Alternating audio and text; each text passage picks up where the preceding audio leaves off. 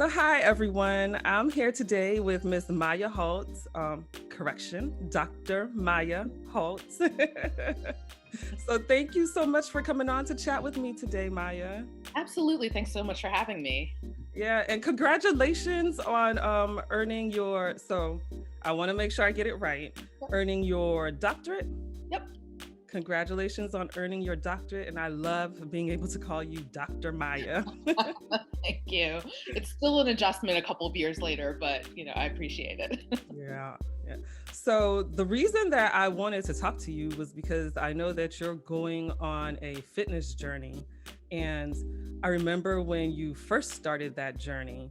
But what I do know about you is that you are a very, very disciplined woman, and that you love to research things, you like to know things, you like to have answers. And so I know that for this journey that discipline was probably one of the biggest things that you needed. But let's back up a bit. What even inspired it? Like, what made you? So I'm going to let you tell us about what the actual journey is, and then tell us what even inspired it. Absolutely. So I guess I will start at the beginning and what inspired it. So I think a couple of things are at play. One is part of my personal values has always been self-improvement. And I think that has shown itself in, me going out and earning my doctorate, just again, trying to research things. I just love knowledge, and love to kind of just better myself in various ways. Growing up, I don't want to say that I was an athlete. I'll say that I played sports, not always very well. So I was a tennis player in high school, but like JV, and I was on the crew team in college for a year. So I really loved moving my body. After college, I tried running. I tried, just a bunch of different things. I loved being in the gym, but I didn't really have a goal in mind per se. So I'd take classes. But as far as this whole bodybuilding thing, I think it really came at a time where I had recently finished my doctorate. I was going through a divorce, and during the whole marriage thing, I was putting a lot of other things first, and it was really a time for me to reflect and say, I really want to spend some more time on me. I gained probably about 30 or 40 pounds since moving to DC about 15 years ago. And I just really wanted to get back into a place where I felt better in my body, where I was still doing something, and then really tracking towards a goal. So bodybuilding was something that I'd known a little bit about, but not too much. When I was thinking about bikini competitors, it was kind of the bikini competitor of 2015, where they looked like, somebody who might have been on the swimsuit edition of Sports Illustrated, just kind of thin, big boobs, something like that. And, I'd always told myself, well, maybe I'll look into it once I lose the weight. Ended up meeting up with a really great woman. Her name is Charvase Taylor. I met her through a colleague of mine. She was just finishing her first competition, and she was my personal trainer at the time. And I mentioned to her, I'm kind of thinking about it, but I still have a lot of ways to go on my body before I think I'm ready. And she said, let me introduce you to my coach. Met with him, and he completely dispelled the myth for me. He's like, a lot of people think that they need to wait until they've lost all of this weight. But then a lot of times what happens is you kind of get this skinny fat body, right? Where you're skinny, but you haven't really put on any muscle, and it takes a lot longer to kind of develop. And so last year around November, I started working with him, and we've been kind of rocking and rolling ever since. Oh, wow. So Charvase, she's a bodybuilder herself? She is. She's a member of our team GTF, and she's actually our first IFBB bikini pro on the team. So she just got her pro card this past year. Oh, wow. That's amazing. Yeah. And that's so great that you guys had that conversation, because I know sometimes when we have something in mind, we don't necessarily talk about it and that type of thing. So I'm so happy that you got that advice early on and you could start right away, Yeah. I just love it, because I think I've always been kind of the person, well, I don't know if I'm ready to take this step, or I'm not ready to take that step. And I think what it really taught me is a lot of times we're more ready than we think we are for the steps that we want to take. And it's just a matter of getting somebody in your corner to like push you a little bit and say, yeah, like, go ahead, take that step. And it's funny that you say that because I know that you are a huge Peloton advocate. And and so because you talk about it so much, you have inspired so many people in our circle to become Peloton fans. Do you even know how many people that you've put on? I don't. I mean, I know that I think I must have referred at least about 11 people to actually go and buy the bike. And I'm sure that there are many more app users. But I mean, that's my thing too. When I'm passionate about something, when, I like what I'm doing, it's so easy for me to talk about it and, talk about the pitfalls too, because I don't want to blow smoke up anybody's skirt. And I think that's too why I've been documenting a lot of my journey with bodybuilding, because I think so many people get onto Instagram and they see somebody with a waist trainer and booty bands and think, oh my gosh, I too can look like that person if I just, do 100 reps or, 1,000 sit-ups a day. And it's like, no, there's so much more behind it. And so, I've always been open about sharing, my journey, be it Peloton, be it struggling with meal prep, craving random things like marinara sauce. I just want to let people know. Well, so that's what had me following you, because I know that, I know you said that you've played sports, but, you talked about putting on some weight, and I looked at you, you're a regular person like me, both regular women, look beautiful, all of that. But you would talk so much about what you were doing. Like when you first said that you were going to, I can't remember how you termed it, but I just remember you saying something about bodybuilding and that you wanted to do it. And I was like, oh, well, this is great. Sometimes, like you said, you look at people doing stuff and you can imagine yourself maybe doing it. And so you said that, but then I also saw you just really doing it, putting in the work. So let's talk a bit about the work that it does take. What can you break down what all the training consists of, whether it be your eating, your mindset, all of that? Absolutely. So right now, I'm pretty much working with a team of 3 people on my team. So I've got my coach. He kind of has the master plan of, when he thinks that I'll be ready for a show, the type of training that I'll do. So one day it might be more glute focused training. He may say, we've been looking at my weigh-ins and he might want me to do a little more high intensity interval training, a little more cardio. It'll kind of adjust, week to week based on what he's seeing in my form. I also work with somebody who does my nutrition. So weekly, I send her check-ins and she's saying, these are the meals that you need to be eating. I eat 6 times a day.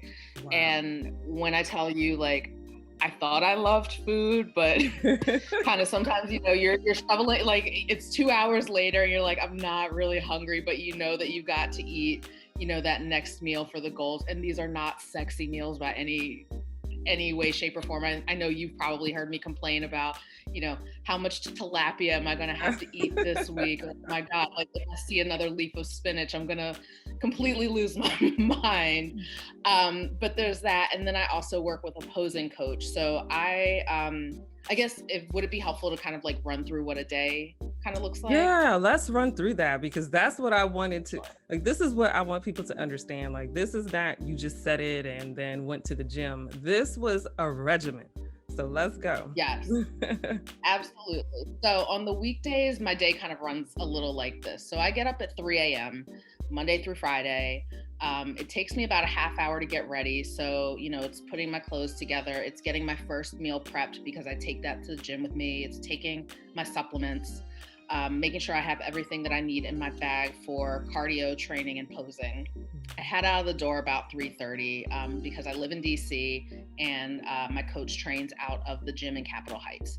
So I take a drive out there, which, it's a commute, but it's also really peaceful because who's on the road at 3:30? So I can get there, pretty decently. From there, I am doing an hour of cardio. So I get to the gym at 4 to 5, I do an hour of cardio. Move over to training. I'll train from about 5 a.m. to 5:30, again, just depending on what day it is. It may be a shoulder day, it may be conditioning, or a leg day. I love leg day. And then at 6:30, I will move into the posing studio with my posing coach, who's also my teammate. And I'll do about a half hour posing practice. So I'll go through my routine for my shows. We'll kind of do mock comparisons. And 7 o'clock, so from 6:30 to 7, I'll do that. 7 o'clock, I am back on the road, heading home. I get home just before 8 because traffic is picked up. That's just enough time for me to shower, get my next meal ready, because I've had my first meal on my way home from the gym. And then I log on for work from 9 until about 5:30. After that, I may do a little bit more posing practice. And by 7 o'clock, I'm in bed because I have to get 8 hours of sleep. Like, that is non-negotiable. Yeah, that's intense. So that was what, 3 hours of the gym before you get back home to get to work? Exactly. Wow. Yeah. How did that regimen kind of change, like once the lockdown and all of that started? Because you started in 2019, right? Right. Yep. Mm-hmm. Yeah. So it was kind of funny. So lockdown happened, the gym closed. I didn't realize just how much. So the bodybuilding world ended up being affected by COVID in a way that I just wasn't prepared for because I was still so new to it. So I think we had heard about the lockdown. I don't remember if it was like a Thursday evening or something like that. Friday morning, I woke up, Dick's Sporting Goods, Bowflex, everything was already out of stock. Everybody had come in through the night and just like wiped out all of the equipment. Wow. So I think that Friday morning, the gym was closed. I must have called about 5 or 6 Dick's Sporting Goods looking for dumbbells. And like, I was at the point where I was like, if I've got to drive to West Virginia to get some dumbbells, I'll just figure that out. Wow. Was lucky enough to get the Bowflex, like Select Tech ones, the adjustable ones. So I got a set of those. And then some other things like a weighted vest. So I tried to do a lot of workouts at home, but I think the biggest struggle for me was I wasn't on a nutrition plan at that point, not as regimented as the one I am on now. And I had a massive love affair with DoorDash. Like, DoorDash and I were best friends. Yeah, we needed comfort. Yeah. I mean, it's such an uncertain time, right? So everybody's looking for comfort. I live by myself, so it's just like, well, who am I going to snuggle up to? I guess Domino's Pizza will be the one to take.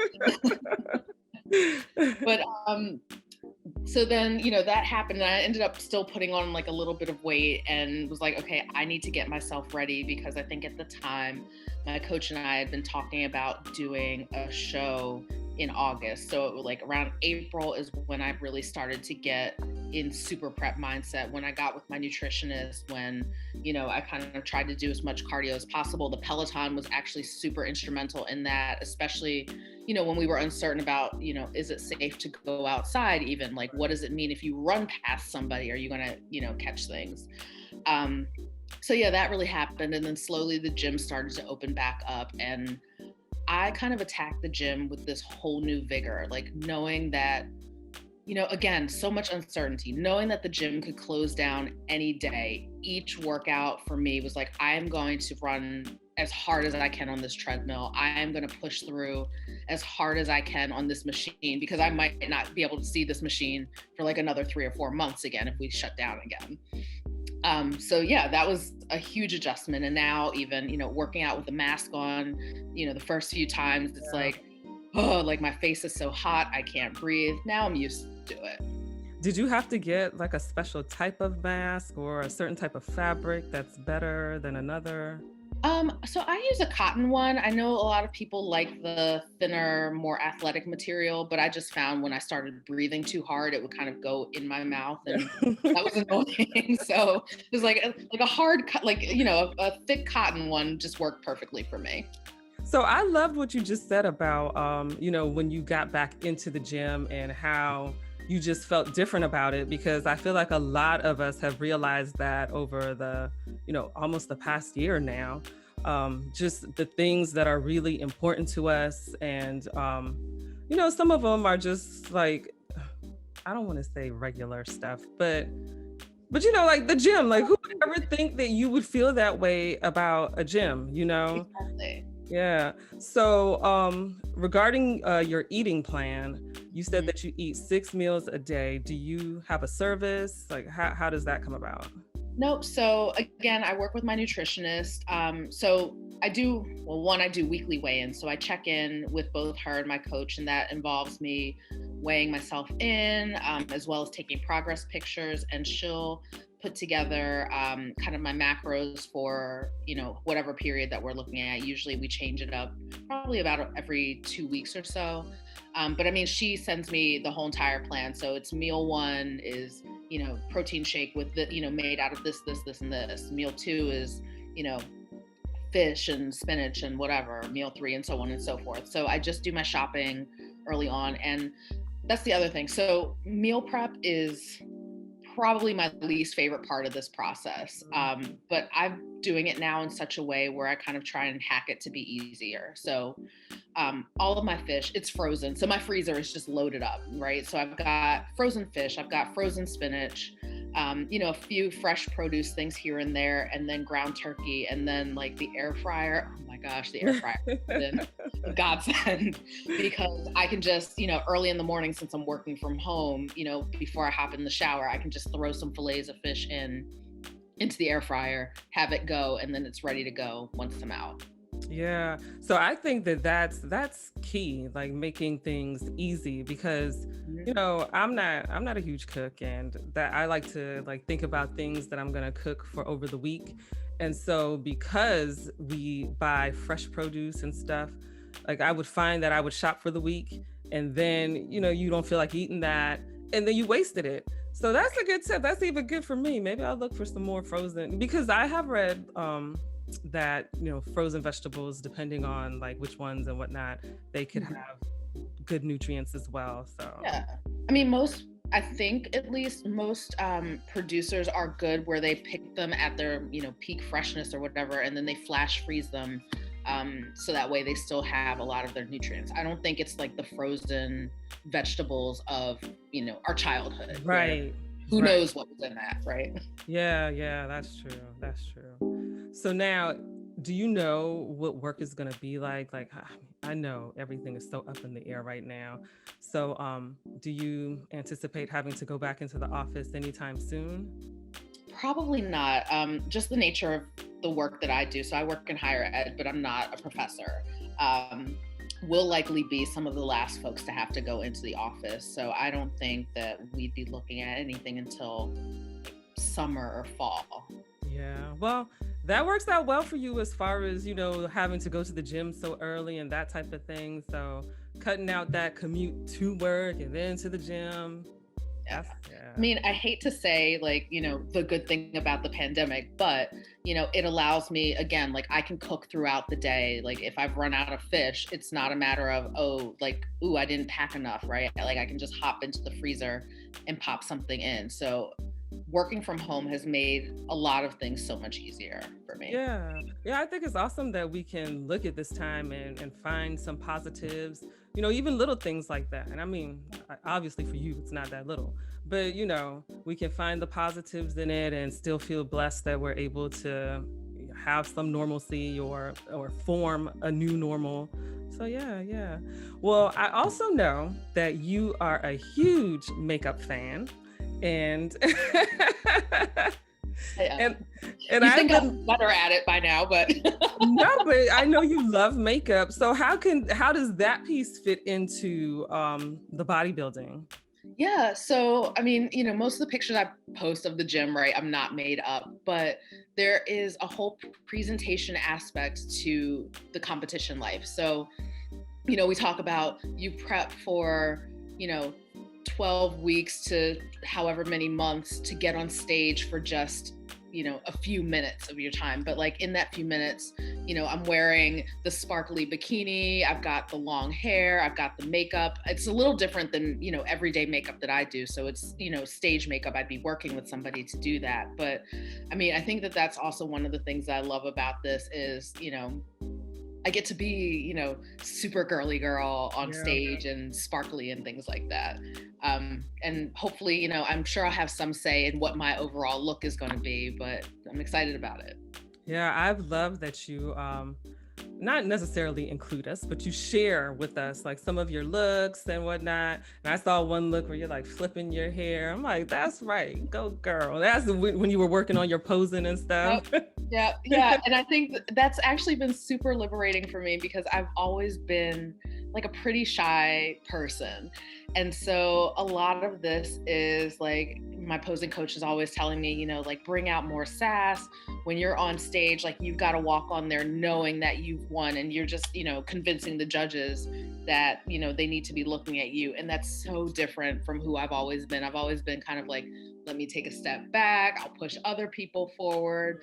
But it's been really liberating to be able to, you know, kind of, I think about it the way, you know, Beyonce says that she's got her Sasha Fierce persona, right? So it's like when I pop on the wig and the earrings and, you know, all of that, like I'm a whole different person.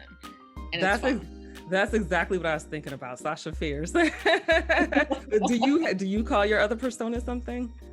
I don't, not yet. We'll get there. We will get there.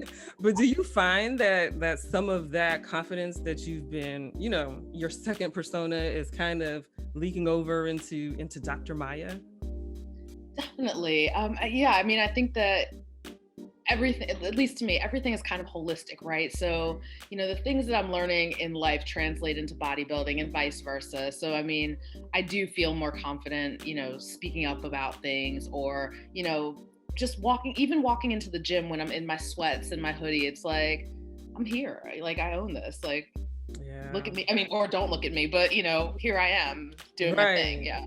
Right. That's awesome. I love it. I think that's the part that, that just makes me feel so happy the most, like to hear the mindset shift.